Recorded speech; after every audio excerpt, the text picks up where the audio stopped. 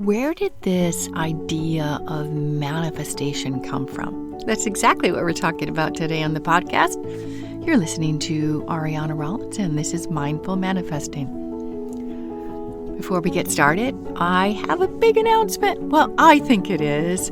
So for the past year and a half or so, I have been diving deep into human design, specifically to learn about how manifestors within the human design system, how they can optimize their energy and come out powerfully as manifestors, not only for themselves, but to really contribute to the world. So there were 3 levels of tests I had to go through, and they weren't easy, but I passed every single one. So now I can officially do human design readings for manifestors. So this podcast, I want to talk about the history of manifesting. We'll just touch on it a little bit. And then I was inspired because I picked up an old journal from, 2013. And I had made some notes about the beloved Napoleon Hill, Think and Grow Rich. All right, let's dive in. So the modern concept of manifesting has roots in the New Thought movement of the 19th century. And its focus, it emphasized the power of positive thinking and the beliefs that, it started to kind of plant the seed that our thoughts could influence our reality. So key figures, and I've never heard of these guys when I was doing some research, Phineas Quimby and Emma Curtis Hopkins. They were kind of the founders of this, and they explored the connection between mind and well-being. So a little bit about Phineas Quimby, born in 1802, guys, and finished his body journey in 1866. He's considered one of the founders of the New Thought movement. He was a mental healer. I just really love this because I think it all does come down to mental healing, and then our body heals, our emotions heal. And he believed that illness originated in the mind and could be overcome or even cured through mental and spiritual means. He developed his healing methods after his own recovery from tuberculosis. I really like hearing stories about that, people transforming and transmuting their own lives and then sharing it with others. I really like that. There's an authenticity to it. So good. So he believed that he recovered from TB through the power of his mind. So his ideas centered on the concept that thoughts and beliefs have a direct impact on our physical health and well-being, which I gotta say, I'm very aligned with that, having had experiences of getting a migraine in the middle of the night, waking me up from a deep sleep, and it was really intense. So I got up and I went and sat on the sofa, cross-legged, closed my eyes, focused on the pain of the migraine, and I said, "Do you have a message for me?" "What's the message?" And I got a message, and instantly the migraine went away. So I'm a firm believer. I've had a lot of experiences with that. Now, it doesn't happen all the time. Let me tell you, it does not. That time it worked. Maybe because it had onset so suddenly and it hadn't been something that had been plaguing me for a while, those things tend to kind of stick in our body. And they can get unraveled, but it could take longer. All right. So that's just a little bit about Phineas Quimby. What a fun name. And now let's talk about Emma Curtis Hopkins. She was born 1849 and left her body in 1925. Well, Hopkins, she was a prominent leader and teacher in the New Thought movement. She was called the teacher of teachers because many influential New Thought leaders like Charles and Myrtle Fillmore, they were founders of the Unity Church. Ernest Holmes, founder of religious science, were her students. She developed her own system of New Thought philosophy, emphasizing the power of spiritual understanding and the ability to transform one's life through conscious thought. She founded several New Thought schools and taught extensively through the U.S. Now, I had never heard of these people, so I'm going to research them more and get a book. I'm curious because this goes way back. 1802, Phineas, Quimby, and Emma, 1849. So let's move forward to early 20th century. Writers like Napoleon Hill, Think and Grow Rich, he popularized the idea of having clear goals and watching your mental attitude and making sure it's positive and visualizing success.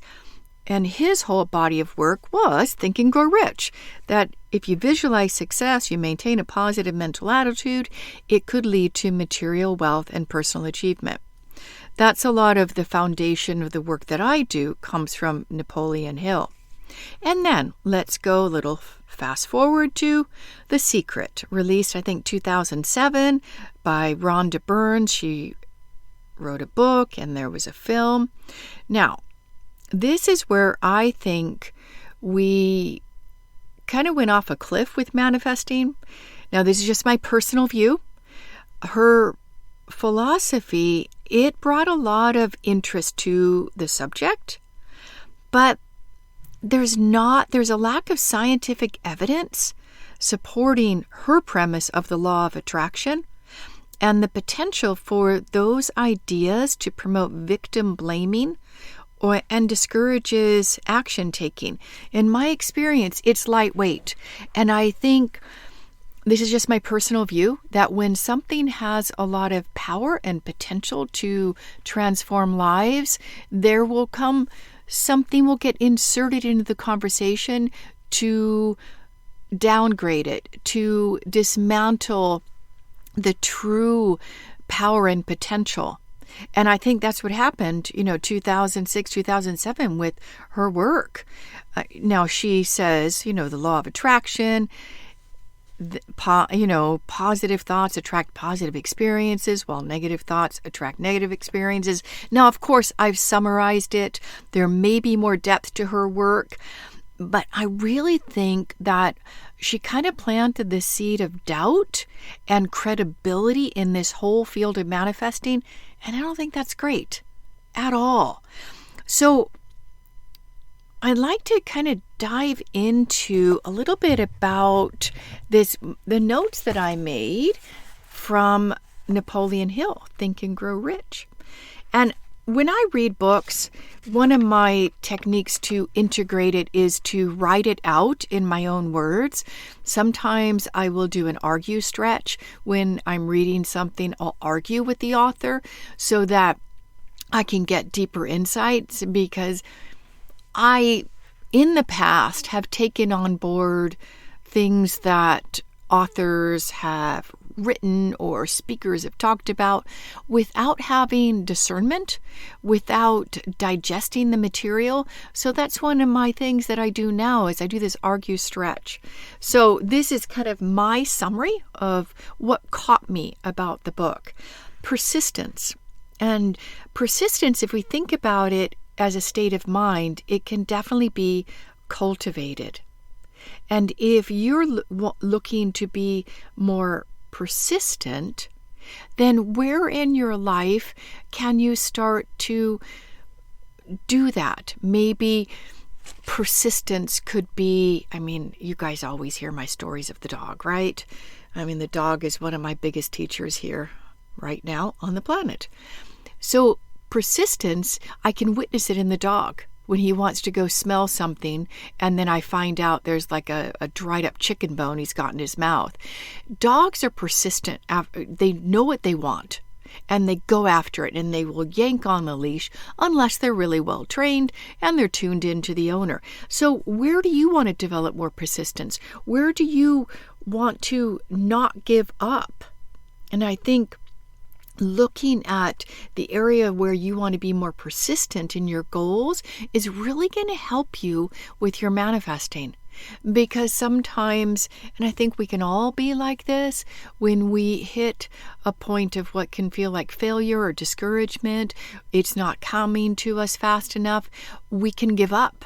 And building that muscle of persistence and that state of mind, so that when we see the first signs of disappointment, we're like, oh, that's just feedback. What can I do? How can I refine my approach? And that not giving up can be huge, huge. So let's talk about a little bit about the principles as Napoleon Hill talks about.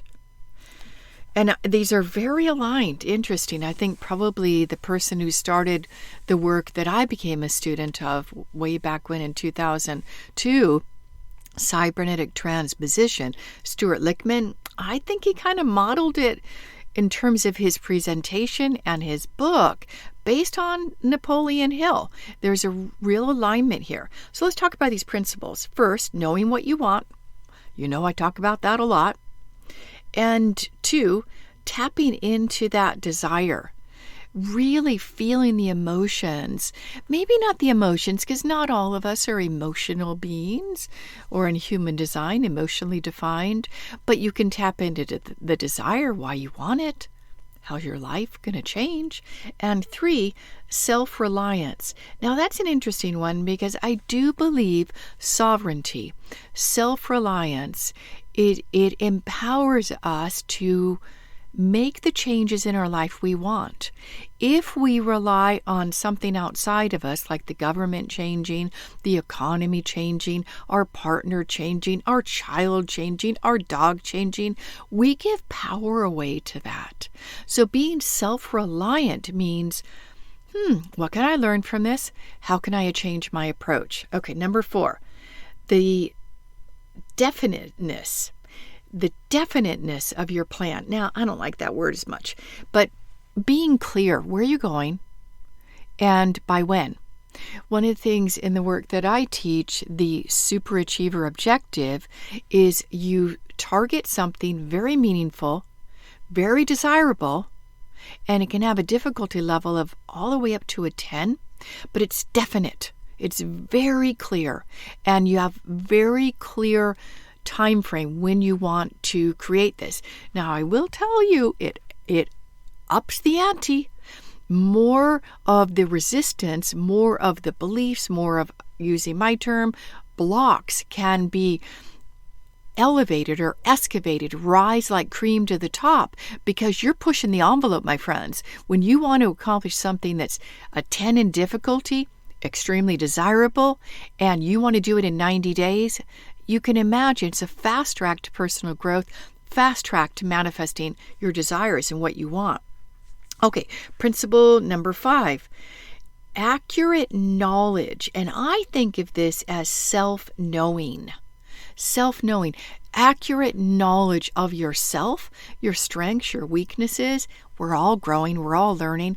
I'm still going to be learning when I'm 90 years old and growing my self-knowledge. Hopefully, I'm not, falling into as many potholes as I have early on in my life, but self-knowledge is key. Now, how do you grow that self-knowledge? Well, I think relationships and how people respond to you is a great way of tapping into that self-knowledge. When you start to learn something, when you set on a particular path, are you persistent? Talking about the first thing I was talking about at the beginning of the podcast, that self-knowledge. Where do you need to grow yourself? All right. And then principle number 6, cooperation or sympathetic harmonious cooperation. Now, I see this as harmonious cooperation between our rational mind, coming up with the idea of what we want, and our unconscious mind, our body, the doer. So our rational mind, that conscious mind, is responsible for about 5% of what we achieve and what we create in our life. Our body, the storehouse of our unconscious mind, is responsible for the doing. 95% of it is the doing. So creating that harmonious sympathy and cooperation between conscious mind and our unconscious mind is a powerful principle. Powerful. I'm going to start to think of these kind of as manifesting principles. Okay, number 7, willpower. Now, this is an interesting one because I think we are trained in the common world to rely too much on willpower. Nike says, just do it. Fake it till you make it. And kind of that leans towards forcing ourselves. I think willpower is more, and this is a gentle approach. This is how I see it right now, doing what's necessary and appropriate. So is it necessary and appropriate to burn the midnight candle at night? It might be, to finish something. But to do it as a pattern and a way of being, not likely. So we can overuse willpower. And according to human design, only, 30% of the population have what they call defined ego, which is willpower. Isn't that interesting? If that's true, I take everything with a grain of salt, my friends. Even human design, and I've been studying it and playing with it for 13 years now. I take it with a grain of salt, but I thought that's interesting. Only 30% of us have that ego willpower? All right, so number 8, habit. Now that's a good one. Developing habits that will serve you. And this is one of the things I really tap into, like in the highest potential program in mindful manifesting. Because if you can get your habits if you can get, say you want to start, drinking more water, okay? You buy this big jug, 64-ounce jug, and in the morning it's full, and by the end of tonight, before you go to sleep, it's got to be empty. Well, if you have that jug outside in your visual, then you've got that constant reminder. Well, if you do that over time, 3 weeks, 9 days, 21 days to develop a habit. There's more studies on that I've not researched. But I bet by the end of that, you'll be doing it automatically. You won't have to have it in your conscious awareness. You're just going to do that because that's what I do. You developed a habit. Persistence can also be a habit that you can build and that you can. When you've set your mind to something, that you're persistent, you're not going to give up until you complete it. Now, there's always reasons to reassess. Maybe that persistence, you've got new information that, no, it's no longer relevant, that I'm going to go a different path, but just do it consciously.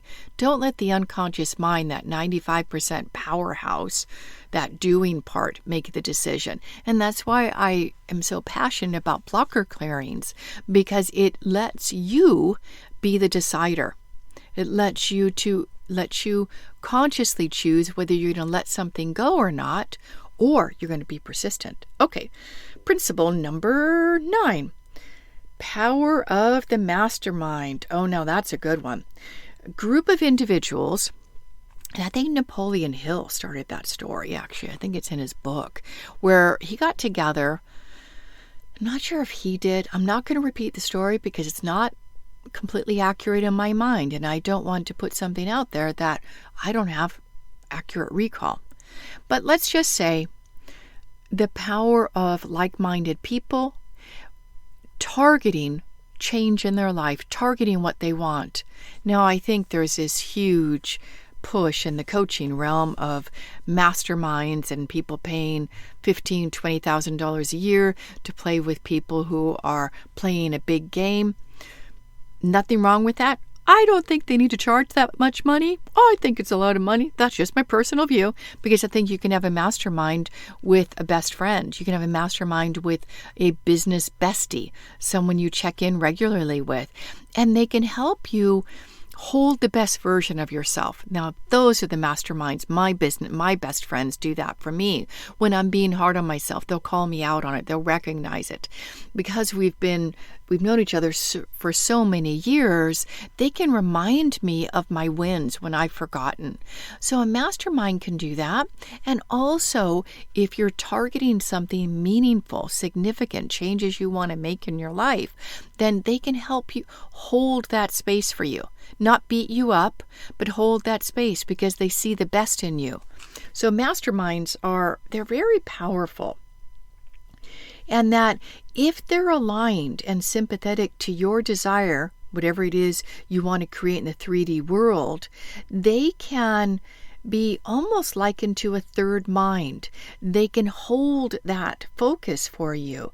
You can also get good ideas from a mastermind, and I definitely like those people who think outside the box, my definite mastermind buddy. And interestingly, my friends, I just have a mastermind of 2. I just realized that because I'll invite other people in it, but it will always drop back down to the core 2. And I think it's easier to create intimacy, safe, trust, and holding the best of the person, at least for me. That works for me, is a mastermind of 2.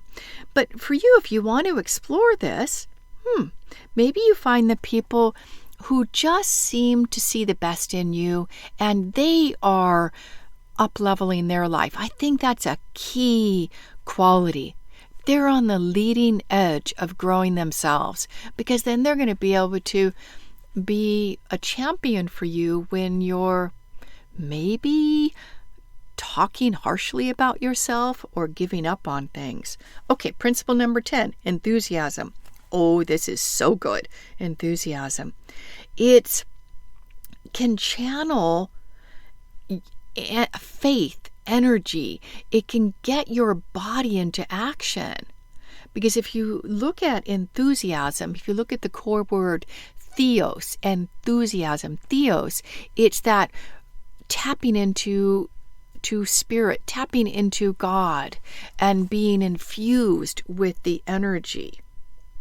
And it can, if you've got enough enthusiasm, you can tap into the body's energy as well. Remember, your body, storehouse of your unconscious mind's 95% of the doing. All right. So let's look at principle number 11.